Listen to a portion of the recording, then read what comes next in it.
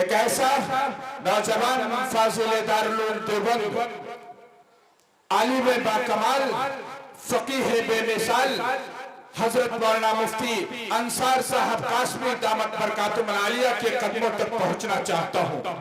लोगों, आपके इस दयारे मधेपुरा और सुपौल नहीं बल्कि पूरे हिंदुस्तान में एक ऐसा इदारा अल जामियतुल कासिम, जिसके बानी हज़रत मौलाना महफूजुर रहमान साहब उस्मानी रहमहुल्लाह थे, जो हमारे दरमियान से गुजर चुके हैं। अल्लाह तबारक व तआला उनके कब्र को और उन्हें जन्नतुल फिरदौस में आला से आला मकाम अता फरमाए। उन्हीं के इल्मी विरासतों के अमीन हैं। हजरत को अल्लाह तबारक व तआला ने कई सारी खूबियों से नवाजा है। कई सारे तालीमी तहरीकों में अपने आप को हमेशा पेश रखते हैं। आइए मैं उनको इन 4 मिसरों के जरिए आपके रूबरू करना चाहते हैं कि हम करे बात दलीलों से तो रद्द होती है, हम करे बात दलीलों से तो रद्द होती है, उनके होठों की खामोशी भी सनद होती है।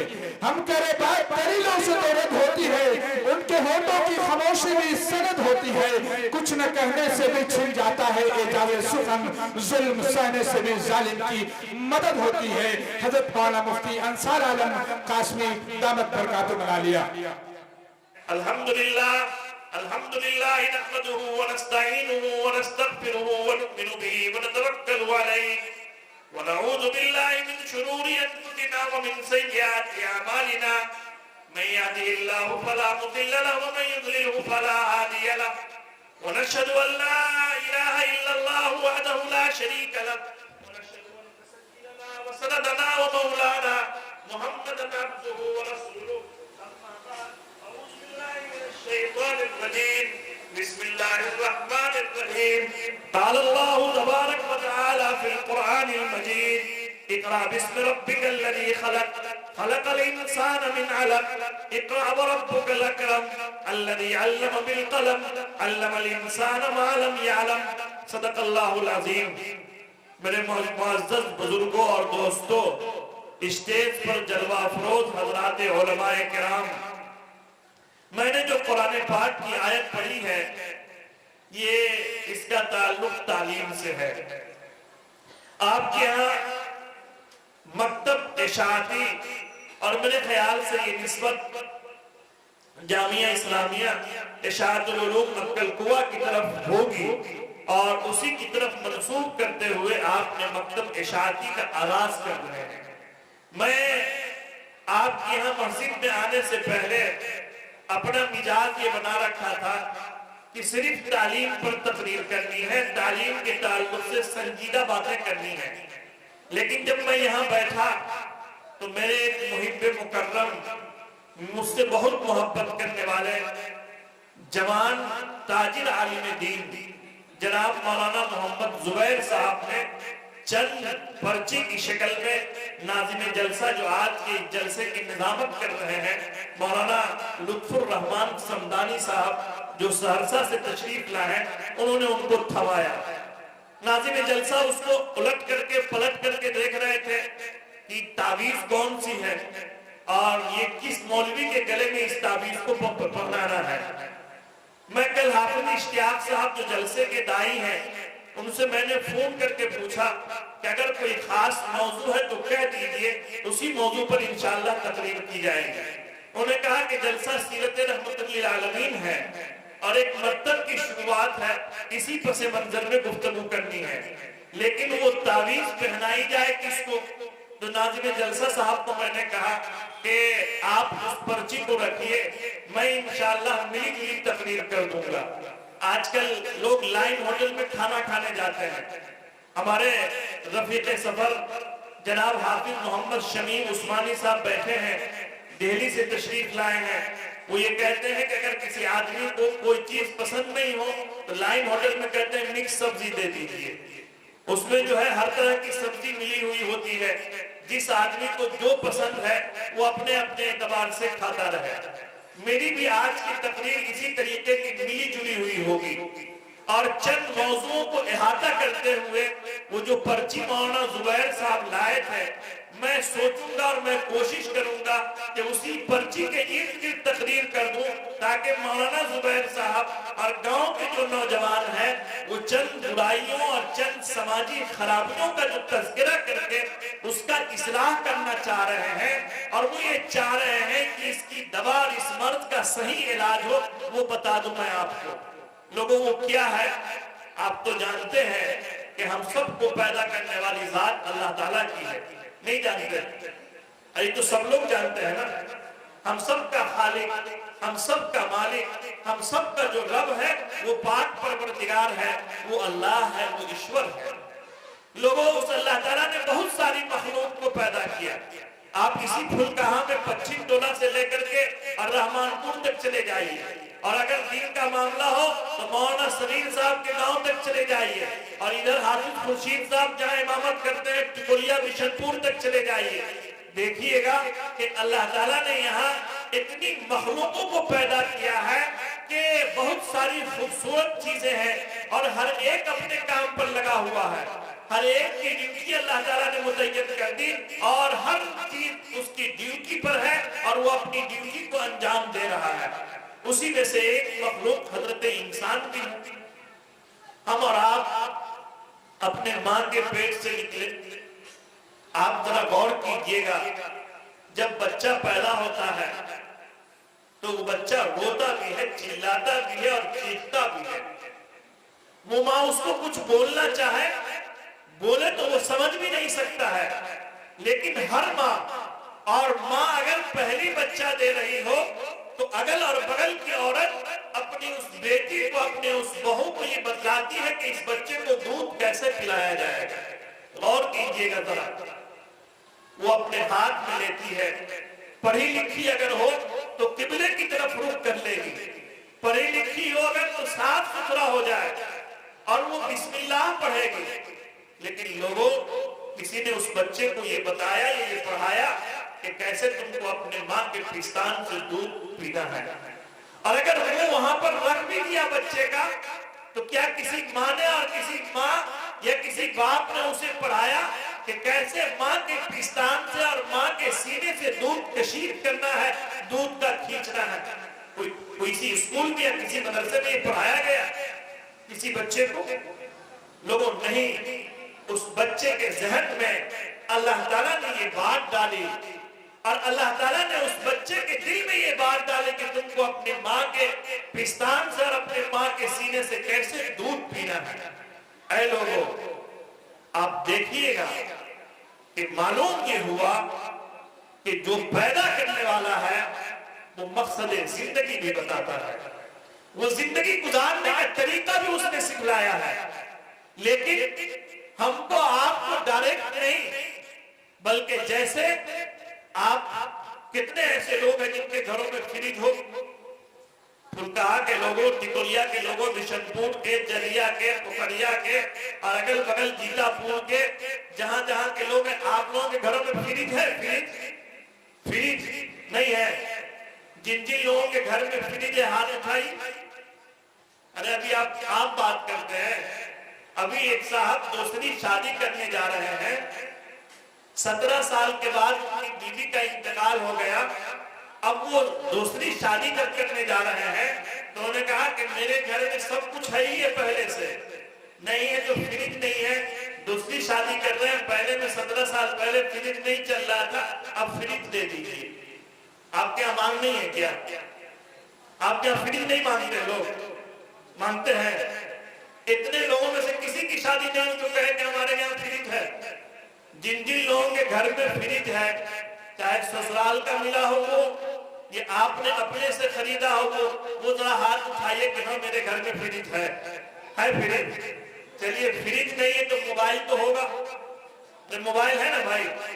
अभी जब शायर साहब पढ़ रहे थे तो शायर साहब की शेरवानी भी बहुत अच्छी थी, और शायर साहब की शेरवानी के ऊपर उनकी टोपी का क्या कहना, और नाम तो उससे भी बहुत खूबसूरत पढ़ रहे थे।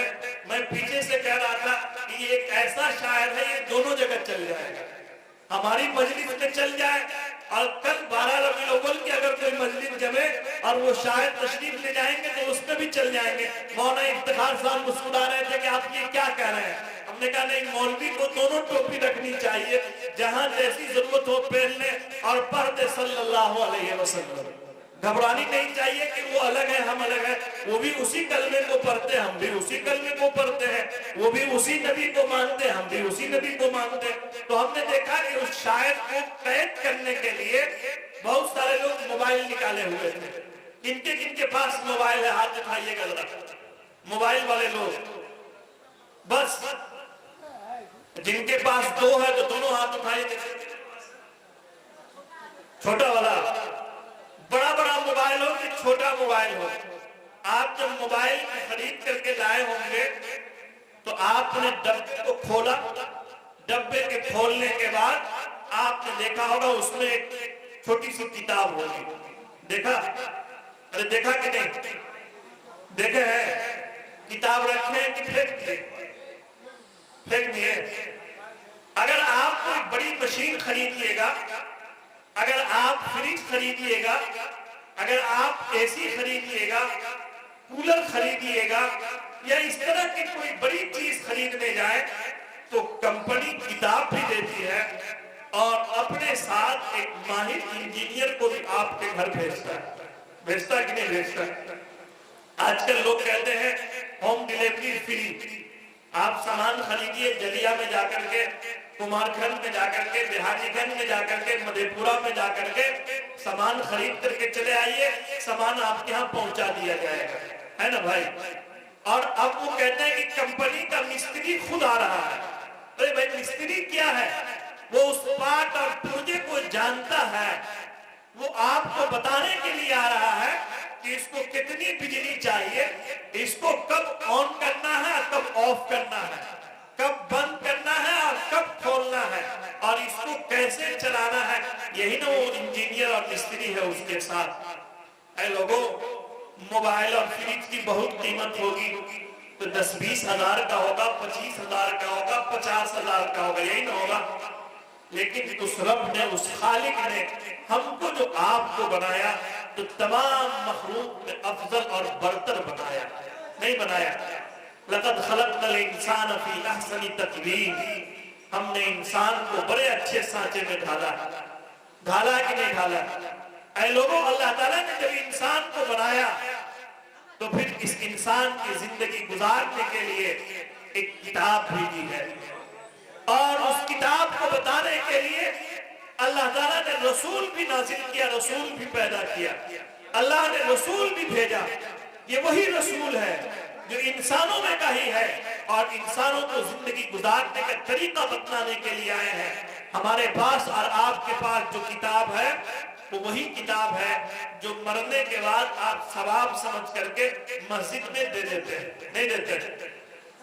आज आपके घर में, मेरे घर में अगर कोई आदमी मर जाए तो ये सवाब का काम समझते हैं कि कुरान खानी करा दिया जाए और एक कुरान शरीफ खरीद कर करके मस्जिद में रख लिया जाए, यही ना समझते हैं? वो किताब जो है वो कौन किताब है लोगों? वो किताब है, उसका नाम है कुरान करीम। और जिस जात पर वो कुरान करीम नाजिल हुआ, ये लोग खाना नहीं खाएंगे अभी, चचा छोड़ दीजिए इन लोगों को, आप भी बैठिए। हाँ, तकरीर के बाद खाना खाएंगे। लोगों, ये जो किताब है ये किताब कुरान मजीद है, और जिस पर ये किताब नाजिल हुआ, जो हम सबको जिंदगी गुजारने का तरीका बतलाने के लिए आए, उनका जो नाम है वो है आखिरी रसूल जनाब मोहम्मद रसूलुल्लाह सल्लल्लाहु अलैहि वसल्लम। ऐ लोगों, मेरे लिए और आपके लिए कामयाबी और कामरानी इसी में है कि हम अपने महबूब जनाब मोहम्मद रसूलुल्लाह सल्लल्लाहु अलैहि वसल्लम के बताए हुए तरीके, उनके बताए हुए रास्ते और उनके बताए हुए अहकाम पर अमल करना शुरू कर दे। यही हमारे लिए जिंदगी और यही हमारे लिए नमूना है और इसी में हमारी कामयाबी है। ऐ लोगों, मैं आपको बतलाऊं कि वो नबी, वो रसूल जब तशरीफ लाए तो उस पर बहुत सारी बुराइयां थी। कोई ऐसी बुराई जिसका आप नाम ले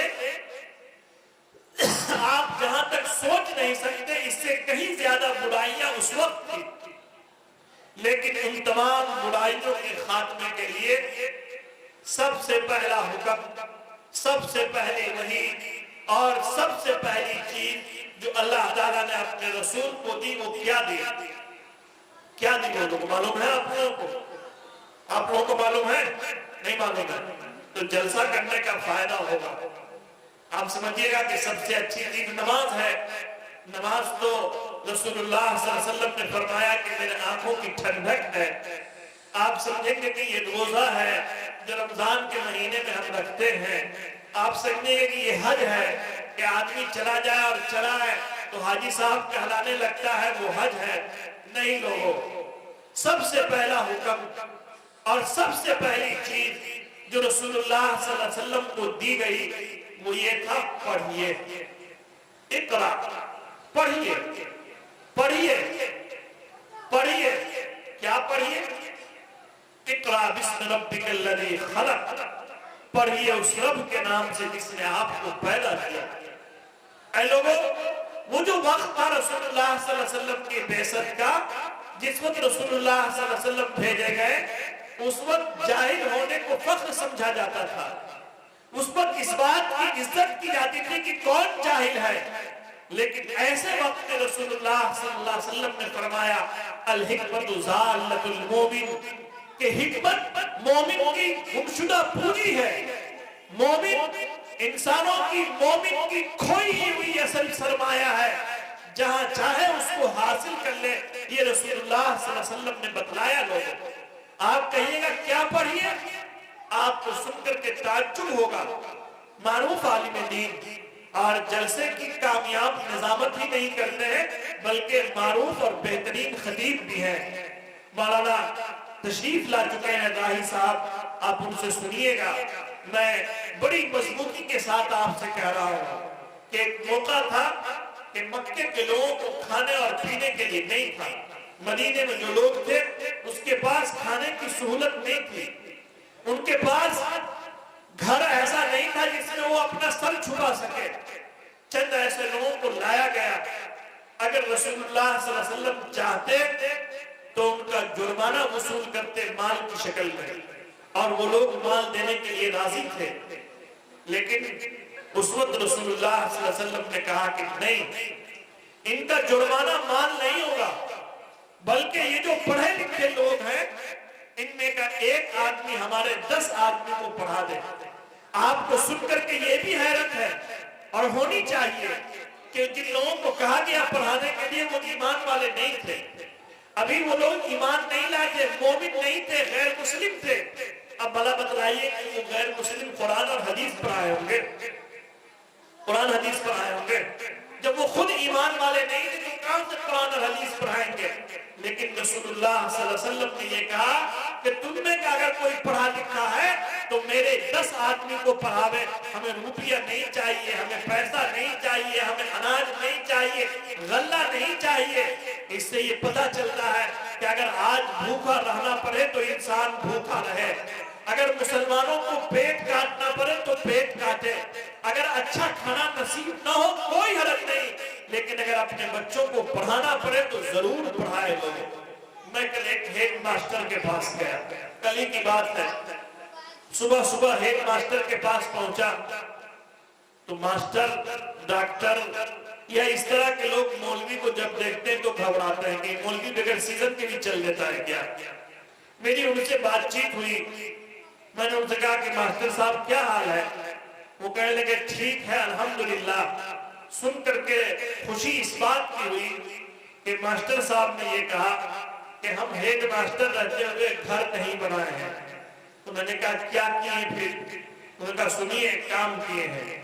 मेरी एक बेटी पटना के पीएमसीएच में एमबीबीएस कर रही है, वो निकाल ली है, अच्छे नंबर से कामयाब हो गई है। एक बेटा मेरा बीपीएससी की तैयारी कर रहा है, एक बेटा मेरा इंजीनियरिंग में है, एक बेटी मेरी फला है। मैंने कहा कि आपने घर नहीं बनाया, कोई अफसोस नहीं, इसका जमीन नहीं खरीदी, कोई बात नहीं, आपने अपनी औलाद को जो तालीम दे दी है ये सब कुछ कर सकता है, लेकिन अगर आप अपनी औलाद को जाहिल रखते और अच्छा से अच्छा घर बना देते तो आपकी औलाद उसे डेंटिंग और पेंटिंग नहीं करा सकती थी, लेकिन आपका घर ऐसे ही रह जाता है। लोगों, ये वक्त यही हाल है। इस वक्त सबसे ज्यादा जरूरत है, सबसे ज्यादा जरूरत है कि हम अपने बच्चों को तालीम दें।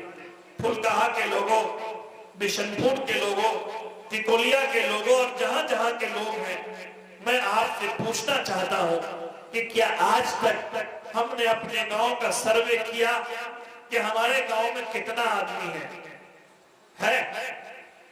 मुखिया जी अगर महताब भाई आए कि नहीं आए, हो सकता है मुशफिक भाई को भेज दिए हो कि मेरी तरफ से आप ही चले जाइए।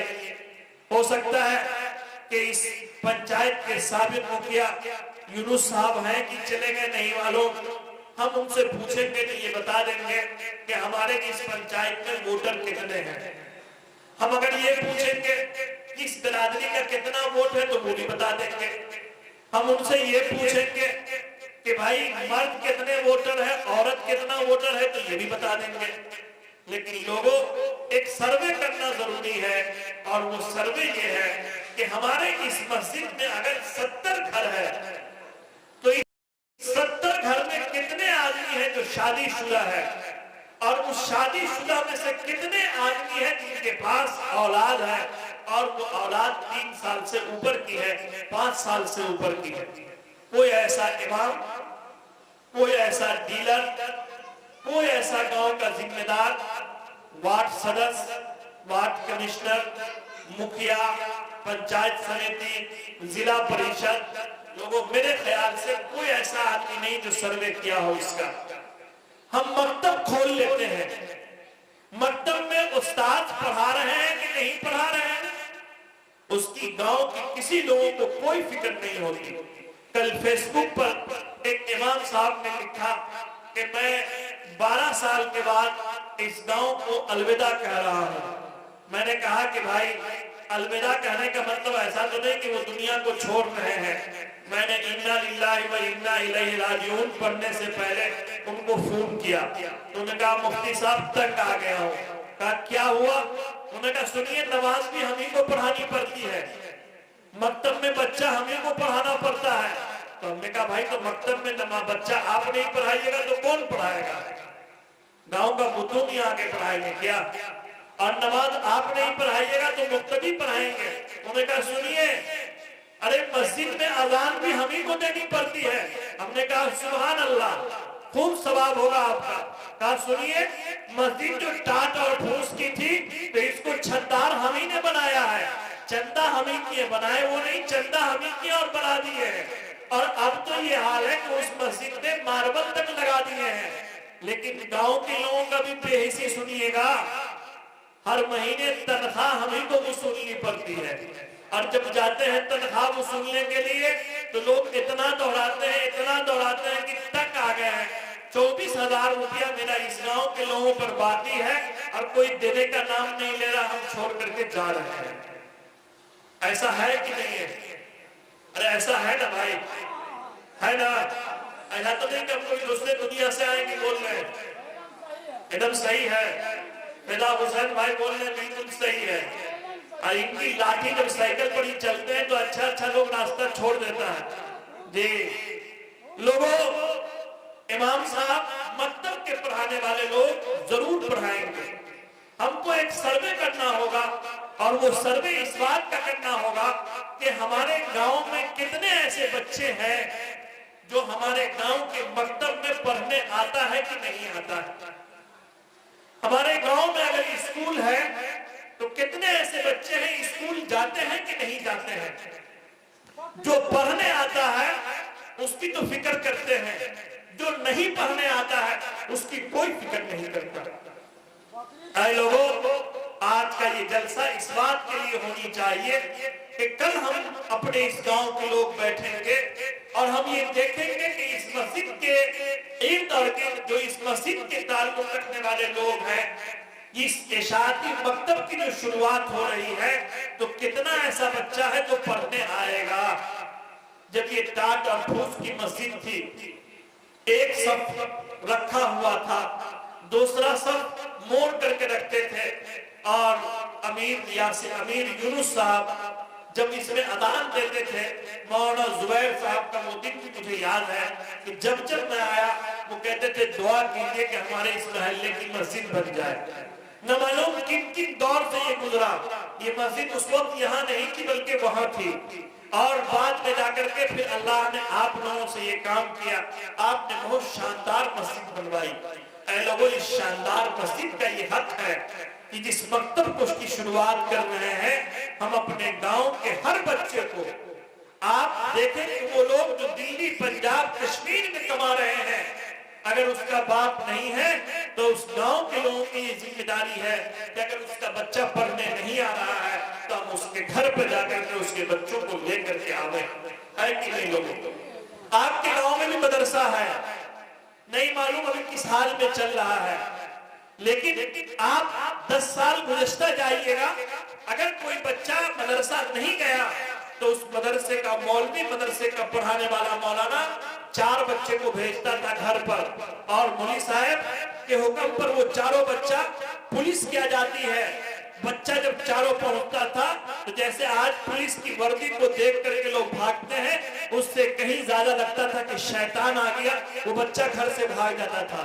लेकिन ये पकड़ने वाला बच्चा भी उस पुलिस से कहीं माहिर होता था। एक इस हाथ को पकड़ता, एक इस हाथ को पकड़ता, एक इस पांव को पकड़ता, एक इस पांव को पकड़ता, और उसको घसीटता हुआ मदरसा पहुंचा देता था कि नहीं था लोगों? हम लोग भी उसी बचपन से गुजरे हैं। लेकिन आज कोई मौलाना नहीं भेजते। क्यों नहीं भेजते? अगर किसी दिन भेज दिए मौलाना साहब तो बोलेंगे हम ही का बच्चा आपको दिखाई देता है, जलील करने के लिए ही मिला है, जाइए मेरा बच्चा नहीं पढ़ेगा। है कि नहीं लोगों? इसलिए हमको और आपको इमाम से, मदरसे के उस्ताद से, मकतब के मौलिम से कांटेक्ट रखना होगा, राब्ता रखना होगा। और उसके लिए जरूरी है कि जहां उस्ताद की ये जिम्मेदारी है कि वो आपके बच्चों की तालीम दे, मस्जिद के इमाम की ये जिम्मेदारी है कि वो नमाज पढ़ाए, तो गांव के 5 लोगों की ये जिम्मेदारी हो कि अगर वो गांव में रहते हैं तो वो इस बात को देखे कि आज कितना बच्चा पढ़ने आया है कि नहीं आया है। अगर नहीं आया है, 2 दिन 4 दिन नहीं आया, तो उसके गार्जियन को बुला करके पूछे कि आपका बच्चा क्यों नहीं आता है। 2 आदमी की ये जिम्मेदारी हो कि भाई आप अपने बच्चों को अगर ट्यूशन पढ़ाते हैं, घंटा 1 घंटे आधा घंटे के लिए आता है और पढ़ा करके चला जाता है। आपके गांव में भी लोग पढ़ाते होंगे ट्यूशन, आप भी अपने बच्चों को पढ़ाते हैं। 1 घंटा के लिए ट्यूशन पढ़ाने वाला 5 मिनट लेट से आता है, 5 मिनट पहले चला जाता है, 10 मिनट ऐसे गुजर गया, बचा 50 मिनट। उस 50 मिनट में आप उसको चाय भी पिलाते हैं, बिस्किट भी खिलाते हैं, और उम्र दराज आदमी अगर हो तो खैनी भी खिला देते, नहीं खिलाते हैं। और जवान अगर हो तो कहेंगे पूड़िया भी फाड़ के खा लिया, उसमें भी 10 मिनट गुजर जाता है। 40 मिनट आप बैठता है पढ़ाने के लिए, 10 मिनट तो आपका बच्चा लेट आता है। वो 30 से 40 मिनट जब पढ़ाता है तो आप उसको महीने का कितना देते हैं? ट्यूशन पढ़ाने का कितना?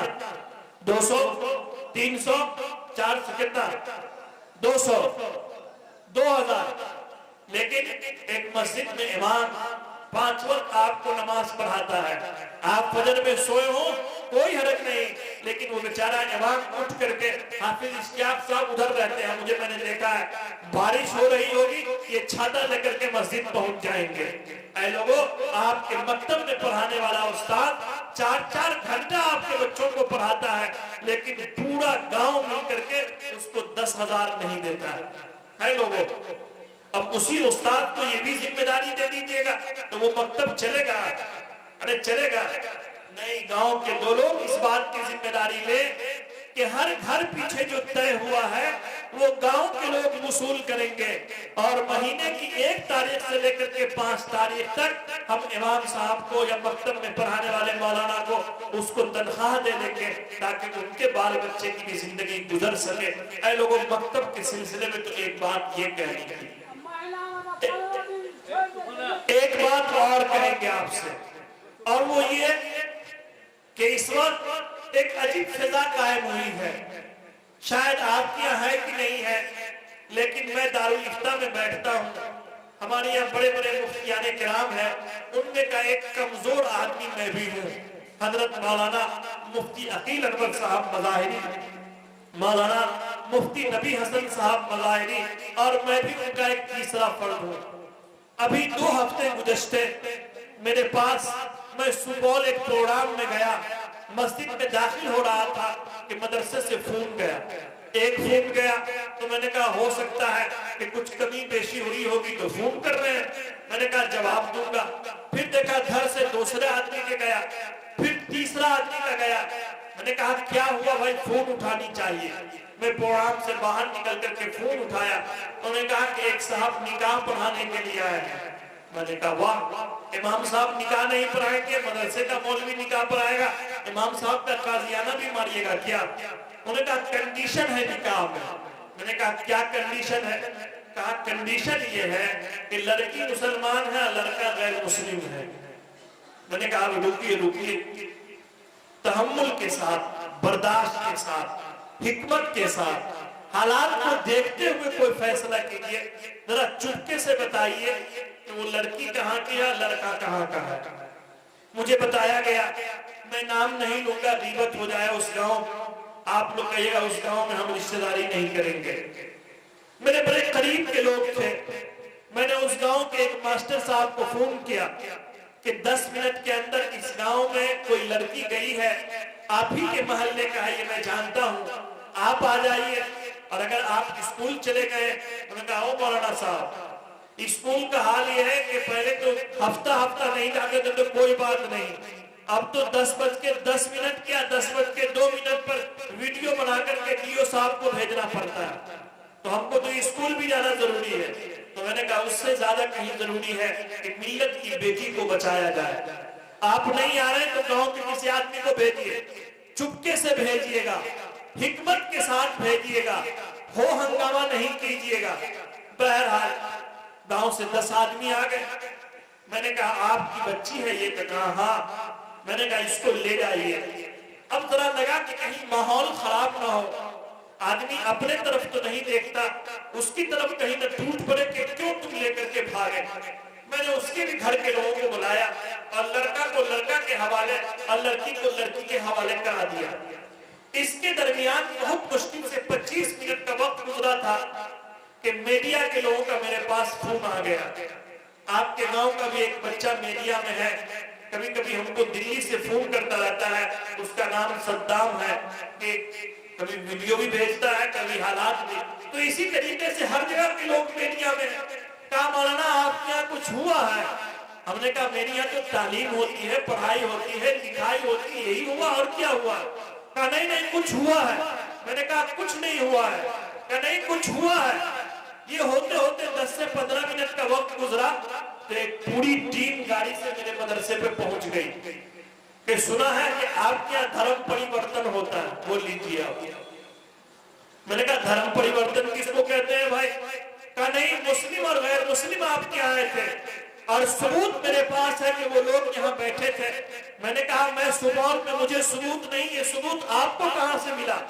तो मालूम हुआ कि उन लड़की के 10 लोग आए थे लड़की को लेने के लिए। उसी में का एक आदमी वीडियो बना करके उसको शेयर कर दिया और ये वीडियो पहुंच गया मीडिया के लोगों को। मीडिया के लोग आए, मैंने उनको बताया कि इस तरह का कंडीशन था, मैंने दोनों को अपने अपने घर भेज दिया है, आप चले जाइए फला गाँव में। अब वो उस गांव में पहुंचा तो 2 दिन तक तहकीक होती रही। लोगों इससे ये पता चलता है कि हमारी बेटी गैरों के साथ जा रही है, हमारी बेटी गैरों के साथ जा रही है। आपको और वाकया सुना दूं, अभी 1 महीना गुज़श्ते की बात है, मैं इसी तरह एक प्रोग्राम में तकरीर करने के लिए बैठा तो मौलाना साहब भी जो बैठते हैं ना तो इधर के लोग कहते हैं सुभान अल्लाह, बोलते नहीं है, लहक के बोलिए सुभान अल्लाह, लचक के बोलिए सुभान अल्लाह, हाथ उठा के बोलिए सुभान अल्लाह। इधर जो लोग बैठे हैं वो भी काने काने गुफ्तगू करते रहते हैं। आप लोग भी अपना उधर काम कर रहे हैं, इधर हम लोग भी काम कर रहे हैं।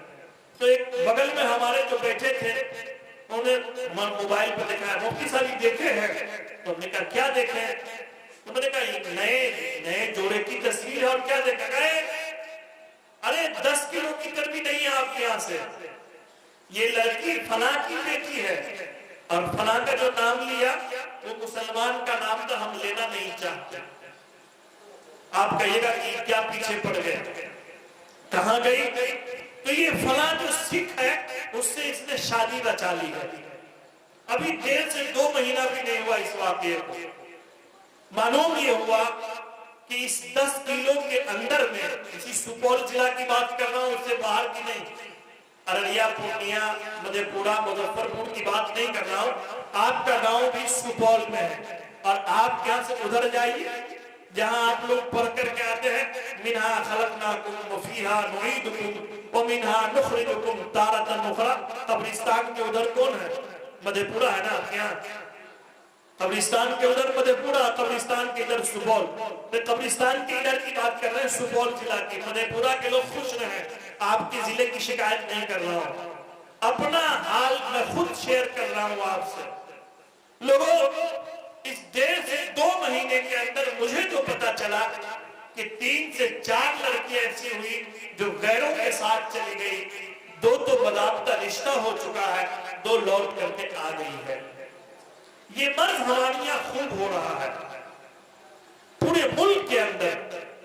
हमारे यहाँ बिहार में, हमारे इस इलाके में इस तरह की बातें नहीं थी, लेकिन अब वो पड़प रही है।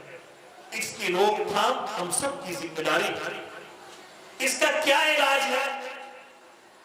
आप मिठाई को खुला रख दीजिएगा तो मक्खी पर पंचायती बैठाइएगा कि मिठाई पर क्यों लग गए। अरे मिठाई जब खुला रहे तो मक्खी पर पंचायत बैठाई जाएगी। जा करके इस चौराहे पर जो नहर की तरफ रास्ता जा रहा है, मरकज मस्जिद की तरफ रास्ता जा रहा है, चौराहे पर गोश्त का टुकड़ा रख लीजिएगा तो भला बतलाइए कि कुत्ता लेकर के भागेगा कि नहीं भागेगा? अरे नहीं भागेगा। तो कुत्ते से शिकायत कीजिएगा कि तुम क्यों गोश्त लेकर के भाग रहे हो। अक्लमंद आदमी का क्या काम है लोगों? अक्लमंद आदमी का काम ये होगा कि उस गोश्त को कैसे फ्रिज में रखा जाए, उस गोश्त को कैसे छुपा करके रखा जाए, उस गोश्त को कैसे ढांप करके रखा जाए, इसकी फिक्र की जाएगी, न कि कुत्ता के पीछे भागा जाएगा। है लोगों, और समझिएगा, अल्लाह ताला ने अहम चीजों को, और अल्लाह ताला के नजदीक जो बड़ी अहम चीजें हैं, अल्लाह ने उसे छुपा करके रखा। हमारा हाथ, हमारा पांव ये खुला हुआ है कि नहीं लोगों? लेकिन इंसान सोचता है, इंसान समझता है, इंसान गौर करता है, इंसान कोई फैसला करता है तो ये उस वक्त करता है जब उसके पास दिमाग हो। अगर दिमाग ना हो तो हम उसे कहते हैं कि ये पागल है, ये मजनू है, ये दीवाना है, ये बेअकल है, ये किसी काम का नहीं है। अल्लाह ने उस अकल को कहां रखा है मालूम है? कहां रखा है? जो दिमाग है कहां रखा है? अभी हम लोग खाना खाने गए थे, जो लोग खाना नहीं खा रहे होंगे, अच्छा मौलाना बहुत चालाक निकले, अपने खाना खा करके आ गए और हम लोगों को बुलाया जाए तो बैठा दिए। तो वहां एक सीरा रखा हुआ था, तो वो सीरा पेश किया गया। यहाँ जो सबसे ज्यादा जिस आदमी का नाम लेगा तो वो आदमी भी चलता। मेरे लिए फख्र की बात है कि शायर साहब ने नाम लिया, और शायर साहब तो इसलिए नाम लेते हैं कि तवज्जो दीजिए, ये रास्ता जो बीच में रखा गया इसलिए कि आने और जाने में सहूलत हो। तो शायर साहब शायर इस्लाम उभरते हुए शायर, जो सिर्फ सुपौल नहीं बल्कि सुपौल के अलावा पूरा बिहार और बिहार से बाहर भी सफर करते हैं, मेरे दोस्त जनाब कारी लुकमान दानिश साहब को पेश किया गया। तो लुकमान भाई ने कहा कि हम कोई समझी थोड़ा कि हमको सीरा दे रहे हैं वाली जी। इन्होंने इनकार किया कि भाई हम सीरा नहीं खाएंगे, और वो सिर्फ जाए तो इधर जाए, इधर जाए कि उधर जाए। तो हमने देखा कि हमारे दस्तरखान पर मजबूत आदमी कौन है, हमने कहा बढ़ा दीजिए उधर। वो बेचारे ने कहा जज़ाकल्लाह मुफ्ती साहब आपका शुक्रिया।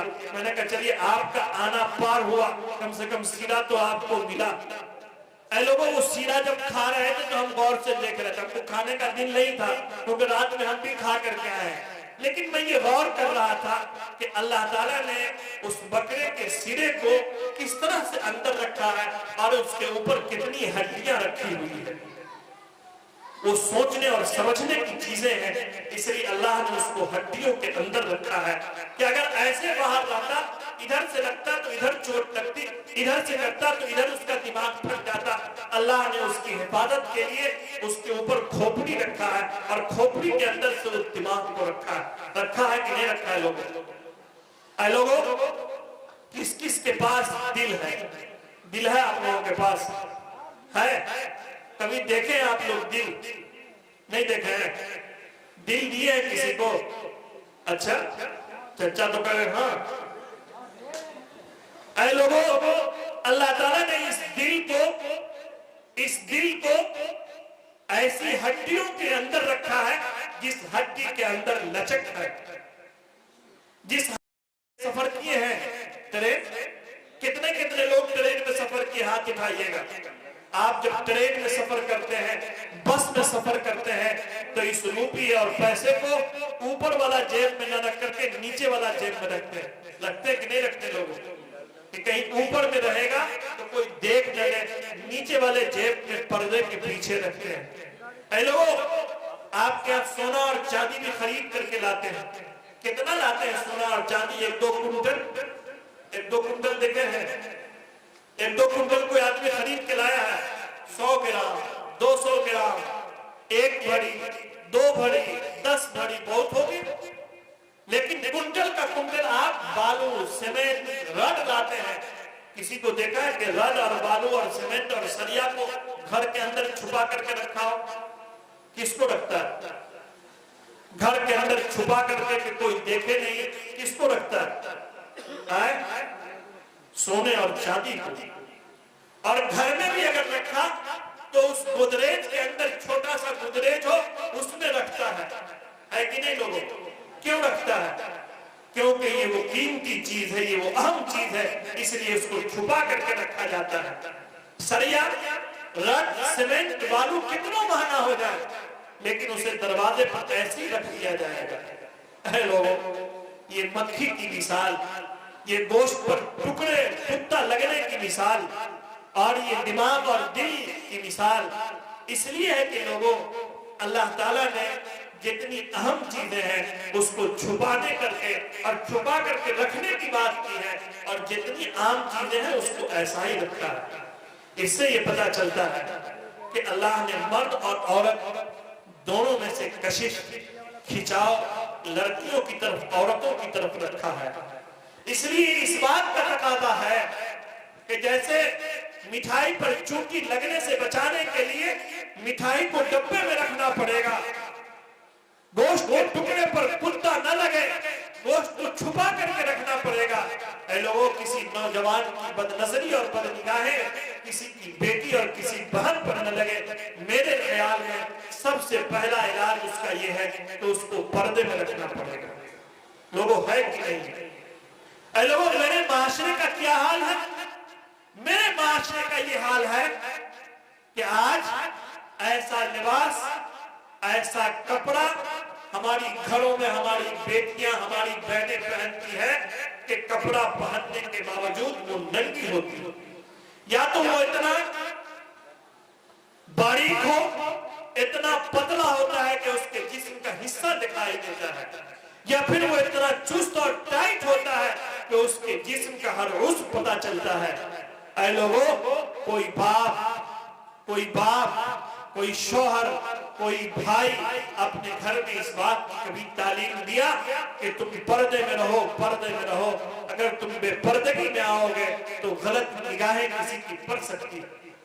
अफसोस तो उस वक्त होता है जब समाज का वो बाप अपने दरवाजे पर बैठा हुआ होता है और गैर आदमी, महरम और गैर महरम के रिश्ते के बगैर उसके घर में कोई दाखिल होता है, उस बाप की ये हिम्मत नहीं होती और उस भाई की ये हिम्मत नहीं होती तो उस अजनबी को रोके कि तुम मेरे घर में क्यों जा रहे हो। जनाब रसूलुल्लाह सल्लल्लाहु अलैहि वसल्लम के फरमान के मुताबिक वो आदमी इस उम्मत का दयूस है, दयूस है, दयूस है, जो किसी गैर उसके सामने उसके घर की औरतों पर नजर डाले और वो कुछ बोल ना रहा हो। उस दयूस के बारे में जनाब रसूलुल्लाह सल्लल्लाहु अलैहि वसल्लम ने फरमाया उसे जन्नत की खुशबू तक नहीं आएगी। ऐ लोगों, हर बाप की, हर भाई की, हर शौहर की जिम्मेदारी है कि हम सब के आका नबी पढ़ा जनाब मोहम्मद रसूलुल्लाह सल्लल्लाहु अलैहि वसल्लम ने फरमाया कुल्लुकुम राइन व कुल्लुकुम मसऊलुन अन रइयतिही, तुम में का हर शख्स चरवाहा है और उसको उसकी निगहबानी उसकी जिम्मेदारी है। जैसे आप अपनी बकरियों को चराने के लिए जाते हैं तो चरवाहा कहलाते हैं। आप अपनी बकरियों को, भैंस को, ऊंट को, गाय को, बैल को चराते हुए इस बात का ख्याल रखते हैं कि दूसरे के खेत में न जाए और शाम को ये वापस आ जाए। ऐ लोगों, हर बाप की, हर भाई की ये जिम्मेदारी है कि अपने घर की निगहबानी करे कि इसकी निगाहें इधर उधर न हो। अगर कोई बेटा जलिया चला गया और शाम को 8 बजे नहीं आया तो बाप को उतनी फिक्र नहीं होगी जितनी कोई बेटी अगर जलिया गई और रात के 7 बजे 8 बजे तक नहीं लौटी। होती है कि नहीं होती? लोग क्यों होती है? वो इसलिए होती है कि ये बेटी है, कहीं इस पर कोई गलत निगाह न डाले, इसको गलत नजर से न देखे, किसी के फरेब और जाल में ये ना आवे, ये सवेरे लौट आती तो बहुत अच्छा होता। लोगों, अब भला बतलाइए, आप ही बतलाइए। एक औरत वो हो जो मुकम्मल बुर्के में हो, उसका सर भी पर्दे में हो, उसका हाथ भी पर्दे में हो, उसका पांव भी पर्दे में हो, लेकिन एक वो औरत है जिसके सीना भी सामने से खुला हुआ है, जिसका पुष्ट भी खुला हुआ है, जिसके बाल भी खुले हुए हैं, जिसके हिस्से दिखाई देते हैं। अब अगर कोई आदमी उसकी तरफ नजर करना चाहे तो क्या इस बुर्के वाले पर नजर करेगी कि जिसका जिस्म खुला हुआ है उसकी तरफ कोई देखेगा? किसकी तरफ देखेगा? जिसका जिस्म का हिस्सा खुला हुआ उस तरफ। ऐ लोगों, ये मेरी जिम्मेदारी है कि हम पर्दे की तरगीब और पर्दे का हुक्म अपने घरों से करें, अपने घरों से। कि आज के जलसे के बाद हमारे समाज के लोग इस बात की कोशिश करेंगे कि इस गांव की औरतें पर्दे में रहेंगी। ऐ लोगों, मैं परसों की बात कहता हूँ, 2 दिन गुज़श्ता हमारे एक जानने वाले, उनकी एक नौजवान बहन का इंतकाल हो गया। अभी 3 महीना गुज़श्ते खुद मेरी बहन का इंतकाल हुआ, एक ही बहन थी और वो भी अचानक। मेरे एक जानने वाले आपके इसी जिला सुपौल के, उन्होंने कहा मुफ्ती साहब जनाजा में आपको आना है। मैं चला गया। बारिश जो अभी लगातार हो रही थी उसी दिन की बात है। ऐन बारिश का वक्त, उसी बारिश में जनाजे की नमाज हुई। मैं छाता लेकर के खड़ा था, नहला करके, धुला करके, कफन पहना करके उस नौजवान की लाश को, उसकी बहन को बाहर ला करके रख दिया गया। मैं बाहर बैठा था, मैंने देखा कि जैसे लाश आई, क्या मर्द क्या औरत उस पर टूट पड़े देखने के लिए। ये मोहब्बत की बात थी कि एक नौजवान औरत की लाश थी और वो भी एक दर्दनाक हादसा था, हादसाती मौत थी, अचानक की मौत थी। लेकिन शरीयत इस बात की इजाजत नहीं देती। मैंने मना करवाया कि औरतों से कहिए कि घर में जाएं, मर्दों से कहिए कि वो निगाह न करे उसकी तरफ। ये देखना सवाब का काम नहीं है, ये देखना सवाब का काम नहीं। तो लोग क्या कीजिएगा, रिश्तेदार हैं, गांव और समाज के लोग हैं। जब मुझे नहीं रहा गया, मैं खुद से खड़ा हुआ और मैंने लोगों को धक्का दिया और उसको बंद करवाया। इत्तेफाक देखिए, एक दिन के गुज़श्ते के बाद फिर एक जनाजा पढ़ाने का मुझे मौका मिला। वो भी एक औरत की लाश थी। मैंने जनाजे से पहले 2 बातें कह दी। आपके यहाँ भी इत्तेफाक है, 1-2 जनाजे में आया हूँ तो मैंने 2-3 बातें कब्रिस्तान पर भी कही। मैं सोचता हूँ कि जब कभी ऐसा मौका मिले निकाह से पहले तो उलमा बैठे हैं और जिम्मेदार उलमा, आपके यहाँ की जो तंजीम है बगल में कुमारखंड की, बहुत मुतहर्रिक तंजीम है उलमा की, उनको इसलिए बता रहा हूँ कि निकाह से पहले निकाह के ताल्लुक से महर, तलाक और इन चीजों के ताल्लुक से गुफ्तगू कर देनी चाहिए। मैंने एक मसला बयान किया कि सुनिए, मसला ये है कि अगर कोई औरत का जनाजा हो तो उसे कोई मर्द न देखे। हाँ, अगर देखना है तो जो उसका महरम है वही देखे, और अगर कोई मर्द का जनाजा है तो कोई औरत भी न देखे, उसके लिए भी पर्दा है। मेरा ये मसला बयान करना कि मुझे एक साहब ने सिमराई से फोन किया कि सुना है कि आज आपने एक नई बात छोड़ दी है। मैंने कहा क्या नई बात छोड़ दी है? कहा आपने कहा कि जनाजा को नहीं देखनी चाहिए। मैंने कहा हाँ, मैंने कहा है। मैंने कहा पूरी तकरीर सुनिए। तकरीर ये है कि हमारे यहाँ तो एक रस्म चल पड़ी है कि लोग इस बात का ख्याल नहीं रखते कि महरम कौन है और गैर महरम कौन है। कोई भी किसी के जनाजे को देखने के लिए भीड़ लगा देते हैं, उसी में मर्द भी होते हैं, उसी में औरत भी होते हैं। शरीयत ये कहती है कि भाई अगर देखना है तो वही देखे जो महरम है, और देखते वक्त वो इबरत की निगाह से देखे, और अगर गैर महरम है तो वो देखने से परहेज करे। ये मसला है और ये सच्चा मसला है, इसमें कोई खोट नहीं है। मुफ्ती मारूफ राई साहब है, पूछ लीजिएगा। लोगों, पर्दे में ये भी ख्याल रखिएगा कि अगर इस तरह की बात हो तो उस मौके पर भी देखने से हम सबको एहतियात करनी चाहिए।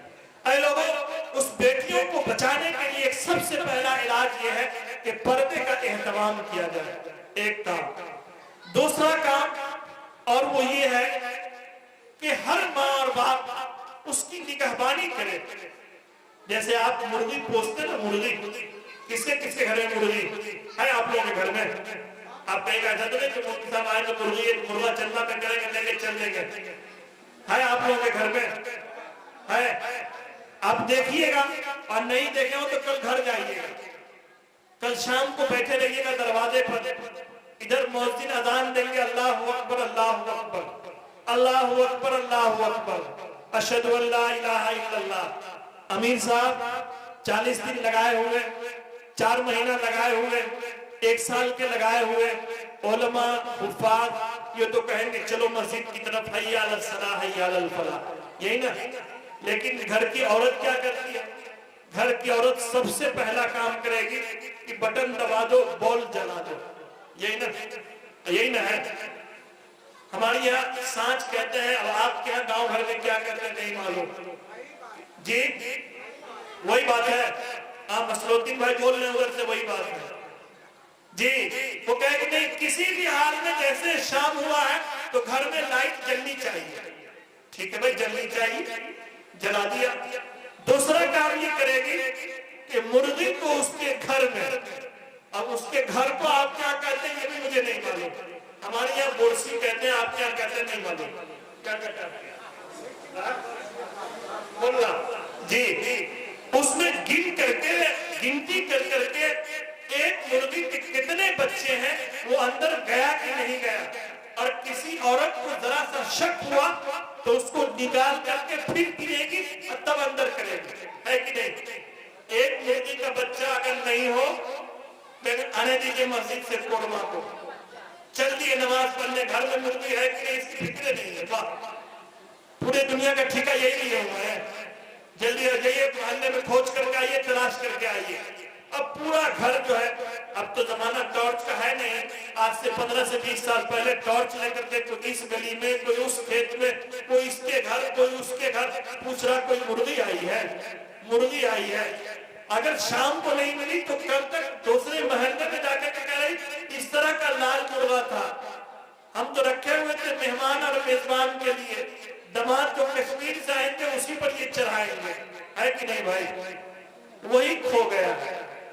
ऐ लोगों, वो मुर्गे की कीमत बहुत होगी तो 300 रुपए, 500 रुपए, इससे भी ज्यादा कीमत, लेकिन उस जानवर की इतनी हिफाजत है कि हर औरत उसको देखती है और उसे ढांप करके रखती है, और ढांपे ही नहीं, उसके गेट पर कोई मजबूत चीज रख देती है कि रात में कोई चीज उस पर हमला न करे। लोगों, जरा अपना हाथ अपने सीने पर रख करके बताइएगा कि हम और आप जब सो रहे हैं तो वो जो औलाद आपकी बड़ी प्यारी है, बेटा हो कि बेटी, उसको भी देखते हैं कि ये बिस्तर पर है कि नहीं, क्या उसके भी दरवाजे को मजबूत चीज से बंद करते हैं कि कोई दूसरा इस तरह आकर के हमला तो नहीं कर रहा है?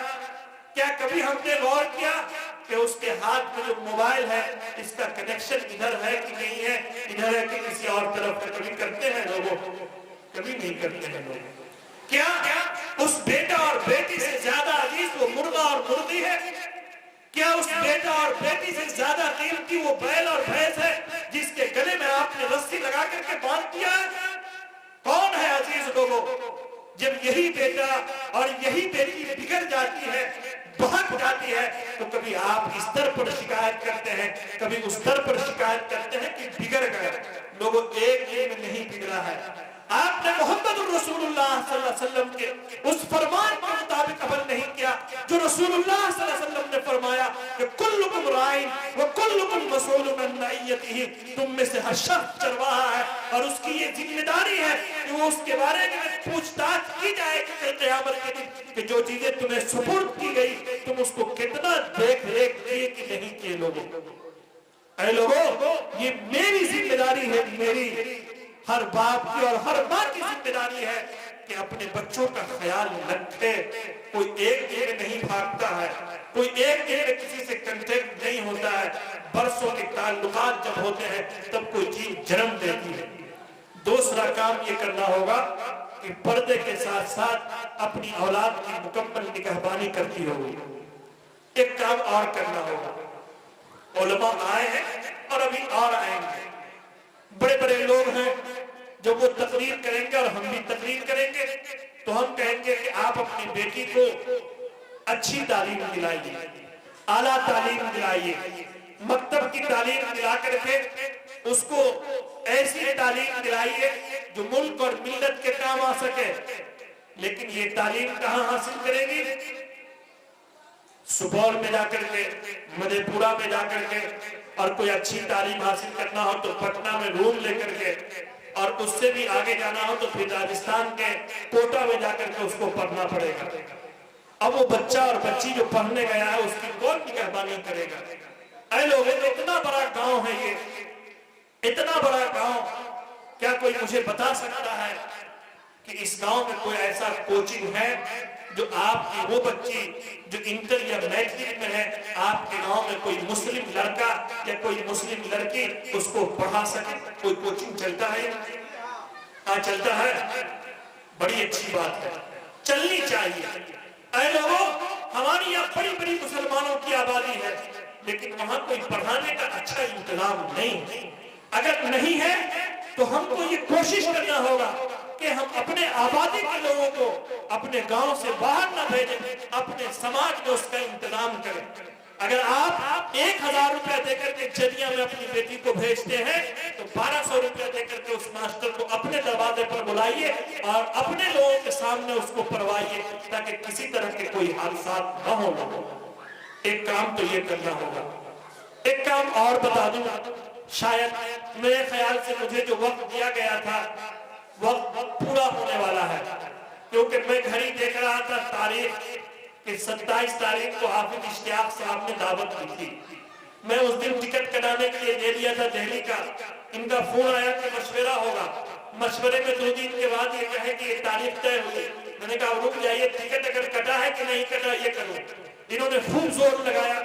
जब ये देखे कि मौलवी हमसे नहीं सुनेगा तो इन्हें आला पावर का इस्तेमाल किया। मुस्लिम भाई के घर जाकर के मौलाना जुबैर साहब को कहा कि वो आप ही से सुनेंगे। वो मौलाना जुबैर साहब का फोन आया कि आपको दावत भी गई है। वही नहीं कहे कि आप नहीं आ रहे, आपको दावत भी गई है। उन्होंने कहा दावत तो गई है, तो आप आ रहे हैं कि नहीं आ रहे हैं? कहा मैं आ रहा हूँ, टिकट कैंसिल करा दिया है। लोगों, तो मैंने कहा कि 27 तारीख का जलसा है और ये लोग एक मरतबा नाश्ता भी करा दिए, भर पेट खाना भी खिला दिए।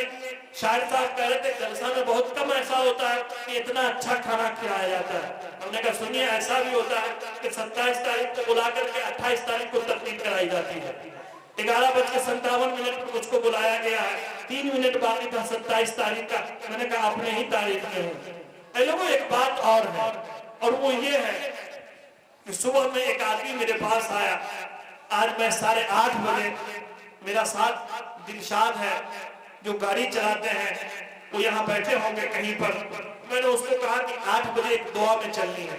एक साहब क्या 8:30 बजे दुआ है, हम लोग 25 पे पहुंच जाए, 8:30 बजे दुआ करा करके चले आएंगे। उनको 10 बजे सुपौल पहुंचना था। मैं जब वहां गया तो एक साहब ने कहा तो पैरवी करा ली। हमने कहा किस चीज की पैरवी है? मौलवी से किस चीज की पैरवी होगी भाई? हमने कहा मदरसे में दाखिला इस वक्त बंद है, शव्वाल में फिर दाखिला होगा, और अगर मकतब की पैरवी करानी है तो जामिअतुल कासिम इस वक्त खुद किस्मपुरसी के आलम में है, उसी के लिए दुआ कर दीजिए। और किस चीज की पैरवी? सुनिए ना, कहना तो नहीं चाह रहे लेकिन बगैर कह रहा भी नहीं जाए। हमने कहा जब कहना ही चाह रहे तो कहा सुनिए, बात यह है कि ये जो हुकूमत है अभी वो वही काम कर रही है जो हम लोगों को करनी चाहिए। मुशफिक भाई राजद के नेता है, यहाँ बैठे हैं, चले गए कि नहीं मालूम है। वो क्या काम है? इनकी हुकूमत के जो मुख्यमंत्री है उसने एक कानून लगाया कि शराब पर पाबंदी है कि नहीं भाई? अच्छा काम है ना। आप कहिएगा कि बार बार मुशफिक बाबू का नाम नहीं लगता है कि आप सेटिंग तो नहीं करनी है कि हम पीछे बैठे रहेंगे, प्रचार आप कीजिएगा। तो वो हमारी आपके यहाँ उनसे कोई पहले मुलाकात नहीं है, यहाँ आने के बाद मुलाकात हुई। एक नेता और फोन किया हमको कि आप फूल कहाँ आ रहे हैं? हाँ हम आ रहे हैं, तो हम भी आएंगे। अब नहीं मालूम नेताजी कहाँ बैठे, अब तक निगाह नहीं पड़ी है। तो लोगों, इस हुकूमत ने कानून लाया कि शराब पर पाबंदी है। अच्छा कानून है कि नहीं? लेकिन लोगों, हुकूमत का तो काम है कानून लाना। आज से कितने सौ साल पहले, अभी उस 12 रबीउल अव्वल पर तकरीर चल रही थी, एक आदमी मजबूती से कह रहे थे कुछ कह लीजिए 12 रबीउल अव्वल है, हम पीछे से कह रहे थे कुछ कह लीजिए 9 रबीउल अव्वल है। उलमा का इख्तिलाफ इसी में है। तो कहे कि एक तारीख के चक्कर में पड़े हुए, इसी दिन पैदा हुए, इसी दिन इंतकाल हुए, पूरे रबीउल अव्वल में है।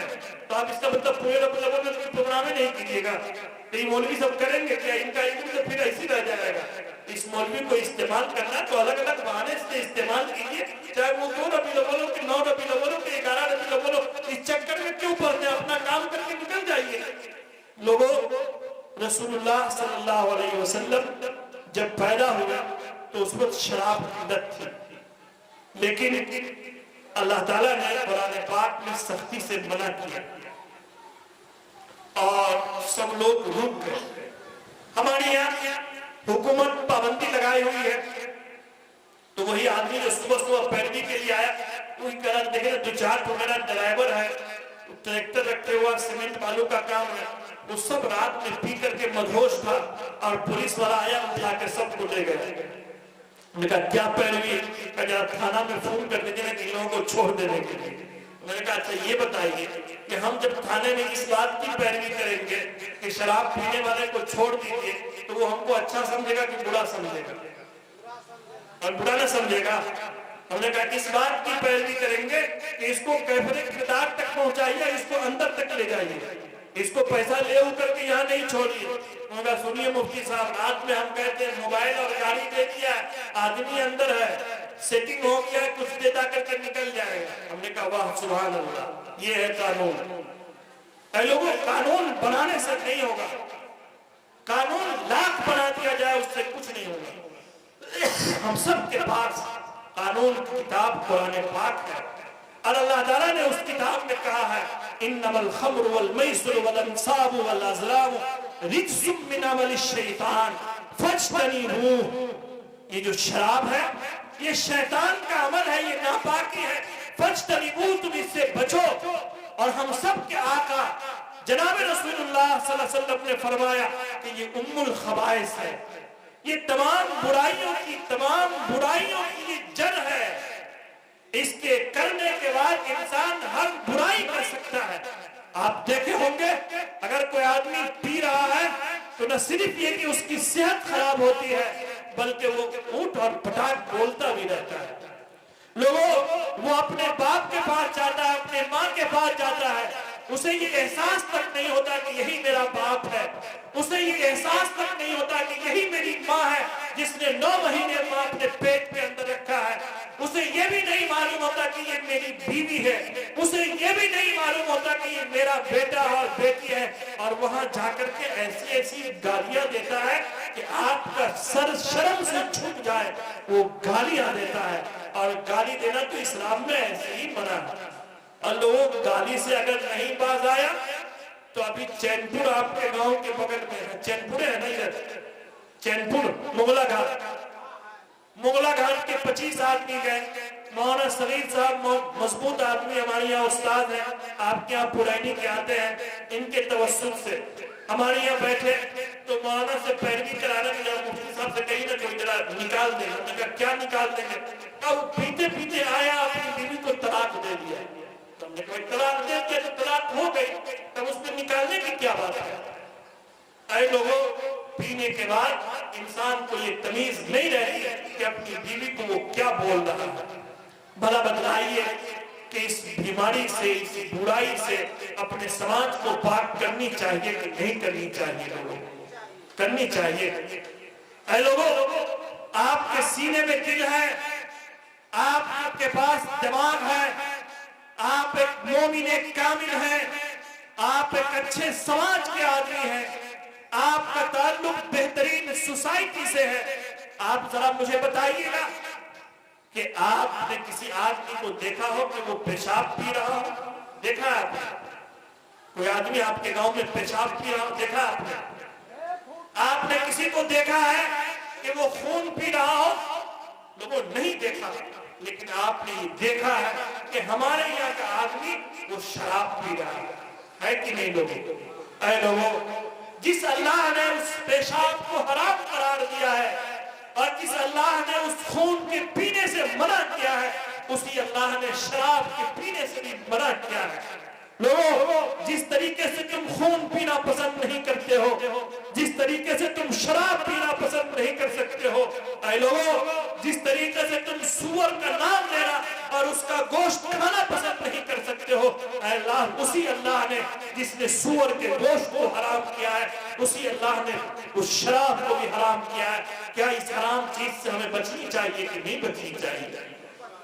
ऐ लोगों, मुझे बहुत अफसोस होता है, मैं अभी 2 से 3 ऐसे आदमी का जनाजा पढ़ा हूं जो ऐन जवानी की हालत में मौत हो गई उसकी। मैंने पूछा कि कैसे मरा? कहा मत पूछिए। मैंने कहा कुछ तो बताइए। कहा लत थी इसकी। लोगों, हम गए, हमने दुआ पढ़ दिया उसके लिए, अल्लाहुम्मा इग़फिर लिहज्जना व मस्जिदना व शाहिदना व गाइबना व सगीरना व कबीरना व ज़करना व उनसाना, अल्लाहुम्मा मन अहयैतहु मिन्ना फहय्य अलल इस्लाम व मन तवफ़्फ़ैतहु मिन्ना फ़तवफ़्फ़हु अलल ईमान। ऐ लोगों, हमने उसको मिट्टी के नीचे दफन किया और हमने ये भी पढ़ लिया, मिन्हा खलक़नाकुम व फ़ीहा नुईदुकुम व मिन्हा नुख़रिजुकुम तारतन उख़रा। हमें तौफीक मिली, हम उसके कब्र के आगे और बाएं खड़े होकर के हमने सूरतुल फातिहा भी पढ़ दिया, हमने अल्हाकुमुत तकासुर भी पढ़ दिया। लेकिन लोगों, मरने वाला तो मर गया, उन छोटे छोटे बच्चों का क्या हाल होगा जिसको वो छोड़ करके गया है? समाज का कोई आदमी सोचे? ऐ लोगों, उस लड़की का क्या होगा जिसमें उसकी नौजवान बीवी है, जो अभी चंद साल पहले उसको हाथ को रंगीन करके लाया था, उसका हाथ पीला था, उसके सरों पर दुपट्टा था, आज उसका लिबास वाइट हो गया है, उसका सुहागन खत्म हो गया है। कौन उसका पुरसाने हाल होगा? लोगों, हम सबको गौर करनी चाहिए कि आज हमारा नौजवान कसरत से शराब पी करके मर रहा है, हम उसकी फिक्र नहीं करती कि खानदान तबाह हो रहा है।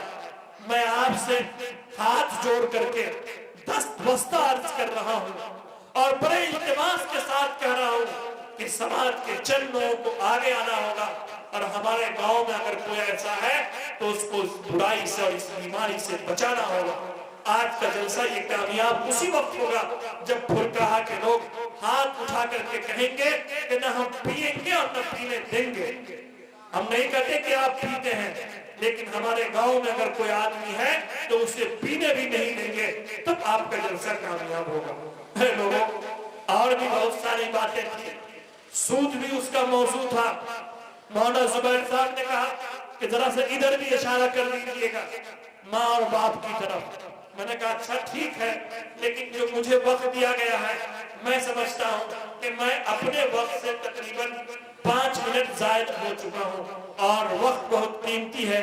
सदर जलसा ने बहुत सारी चीजों को हिदायत दे करके गए हैं, वो बहुत मुख्तसर में बड़ी जामे बात इन्होंने कही कि इतने देर तक फरासी तकरीर करानी है, फिर कभी मौका मिला तो इंशाअल्लाह जो बाकी बातें रह गई है वो कही जाएगी। अगर फुलकाहा के लोगों और ऐ लोगों, अगर आपको मेरी बात से कोई तकलीफ पहुंची हो तो माफ कीजिएगा, और अगर बात अच्छी लगी हो, अमल के लायक हो तो अमल कीजिएगा। मेरे लिए भी दुआ कीजिएगा, हम सब के लिए दुआ कीजिएगा। अल्लाह तबारक व तआला हम सब के यहाँ बैठने को कबूल फरमाए। और जैसे मुझे आज इस बात की खुशी हो रही है कि एक छोटी सी मस्जिद जो टाट और फूस की थी और आपने एक मजबूत मस्जिद बनाई, चाहे इसको 5 और 6 साल लग गया हो। हाफिज इश्तियाक साहब, मैं अपने ख्याल के मुताबिक हाफिज इश्तियाक साहब जब आए थे तो वही फूस की मस्जिद थी, लेकिन ये लगे रहे तो आज अल्हम्दुलिल्लाह ये मस्जिद बन गई है। और मैं ये समझता हूँ कि इस तरफ आप मुरलीगंज बिहारीगंज से चलिए और इधर छातापुर तक चले जाइए, बल्कि वीरपुर तक चले जाइए इस रोड में, तो रोड साइड में एक मस्जिद और है। वो बैठे हुए अमीरुल भाई हैं कि चले गए हैं? कोड़िया पट्टी में, हाँ कोड़िया पट्टी में है, लेकिन कोड़िया पट्टी में जो मस्जिद है वो छोटी है, वहाँ गाड़ी लगाने की जगह नहीं। अमीरुल भाई उधर चले गए थे, दौड़ करके आए गए कि मुफ्ती साहब सबका नाम लेते लेते मेरा भी नाम लेने लगे क्या। मैं तो सोचा था कि सब लोगों को पुकारों को कोई है नहीं, चले गए। तो इनके गांव में एक मस्जिद है, लेकिन वहाँ गाड़ी खड़े होने की जगह नहीं है। आपके गांव की जो मस्जिद है ये बहुत अच्छी जगह है, अगर कोई रास्ते से गुजर रहा हो तो वो गाड़ी भी खड़ा कर सकता है। आपने इस्तिंजा खाना भी बनाया है, तो जरूरत से फारिग भी हो सकता है, मस्जिद में नमाज भी पढ़ सकता है, चंद मिनट बैठ सकता है। अब मैं जब आऊं तो मुझे ये खुशी होनी चाहिए कि आपका जो मकतब है वो मुनज़्ज़म मकतब है, और मुनज़्ज़म मकतब का मतलब ये होता है कि गांव के जितने लोग हैं हर घर के बच्चे उसमें पढ़ते हो और हर घर का ताउन हासिल हो। चाहे कुछ लोग ये कहें कि लगता है कि मोदी साहब अपना धंधा शुरू किए, कहने वाले को कह दीजिए हर आदमी जब काम करता है तो चंद लोग उसके मुवाफिक होते हैं, चंद लोग उसकी मुखालफत होते हैं। जब इसकी मिट्टी भराई जा रही थी तो मैंने उस दिन को भी देखा, जब ट्रैक्टर ले जाने का रास्ता नहीं था मैंने उस दिन को भी देखा, जब मैं इस मस्जिद को बनते हुए देखा, नहीं मालूम किन किन दौर से ये जगह गुजरा है। अगर मैं कहूँगा तो बहुतों को तकलीफ हो जाएगी, लेकिन जब गांव के लोग खड़े रहे तो एक मस्जिद तैयार हो गई। आप चंद लोग 5 दिन में जब आपने कोशिश की तो इतना मुनज़्ज़म प्रोग्राम आपने कर लिया कि यहाँ से लेकर के वहां तक लाइट लगा दी और इतने बड़े उलमा और शोरा को बुला लिया। अगर चंद लोग खड़े होंगे तो मुझे